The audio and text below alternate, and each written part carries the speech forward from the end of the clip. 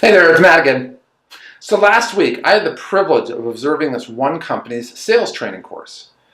I was hoping that since the last time I got to observe one, that things would have changed and they'd be teaching them not how to sell, but what really makes people want to buy.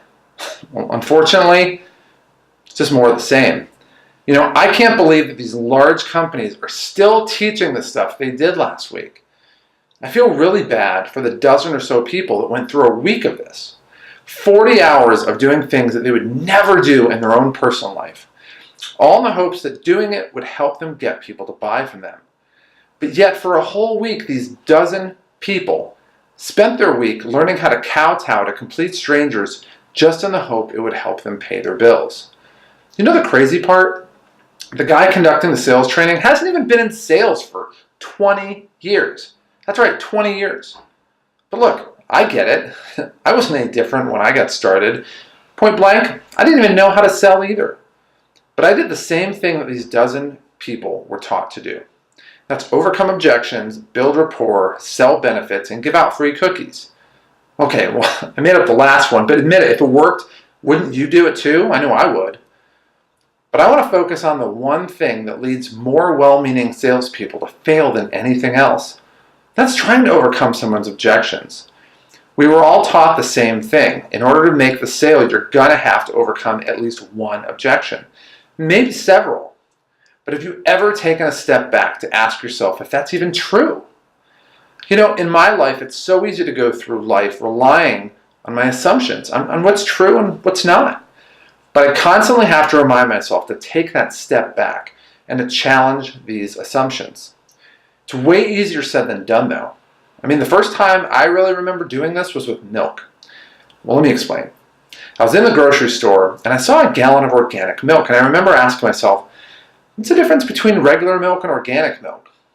So I went home, it was before smartphones took over, and I Googled it. Holy crap! When I saw what they put in regular milk that wasn't in organic milk, it completely changed how I chose food forever. And it showed me how powerful it is to question these seldom questioned assumptions. So let's get back to overcoming objections, though. Have you ever asked yourself, what is an objection when you really think about it? Why do people give objections? What's really happening when someone gives you an objection? What's going through your prospect's mind when you try to overcome their objections? And really, when you think about it, can you avoid objections altogether? And if you can, how do you do it? Well, today we're going to focus on the first and most important question to ask. What is an objection when you really think about it? So let's start with what we're all taught about objections in pretty much every sales training we've ever gone through. We're taught that it's a normal part of the buying process. Maybe we've been taught it's an opportunity for you to showcase your expertise and earn their trust. I've even heard it's a sign they want to buy. Sounds good, right? That is the going assumption. But let's take a step back and see if this assumption holds water. Think about any time that you've given a salesperson an objection. Were you saying to yourself that you had to give an objection before he or she would let you even buy?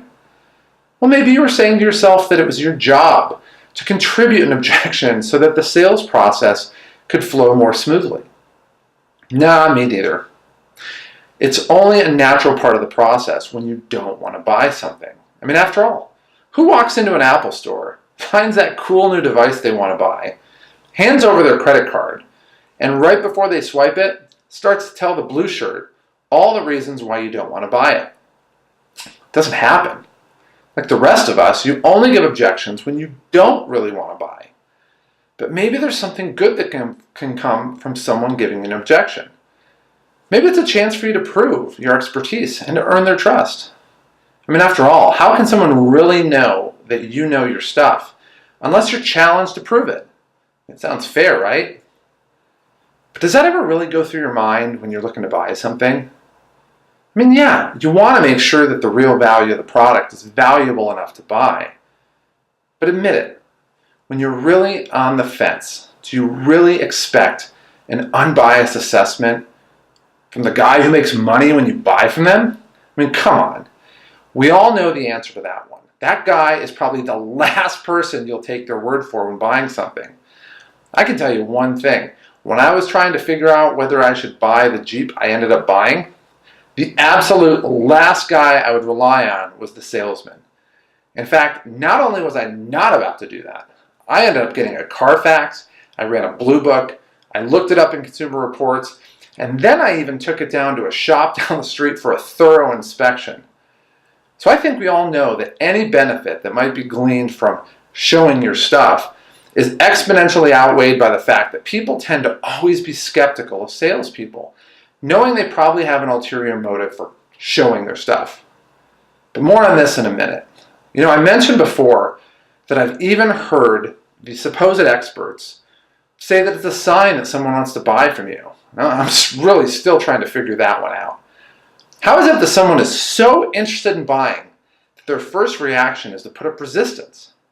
Let me ask you this. If someone were handing out $50 bills on the street, how many people would have the guts to give an objection instead of just taking the cash while it was still there? It wouldn't happen, ever. But why? The answer is actually really simple. It's because they want the cash. Think about it. You see, in the end, no matter what your sales trainer tells you, no matter what the famous author in the bookstore tells you, an objection is simply someone telling you they don't want what you're selling. No means no. Every woman knows this, and every man better. When you and I, and pretty much every single one of your prospects, gives you an objection, it's for one reason. They mean what they say. Wouldn't you rather just that they start from the yes and tell you that they want to buy from you? Wouldn't it make a lot more sense and a lot more money if you never had to overcome objections to begin with? Well, in the next video, I'm actually going to take you on that next step in the journey to experience what it's like to never have to overcome an objection again. I'm also going to show you why you're getting objections from your prospects in the first place. There's only a couple of reasons why people do this. So learn how to avoid these, and you'll be on the road to a life where all your prospects turn you into an order taker. It's pretty awesome. I'll see you then, guys.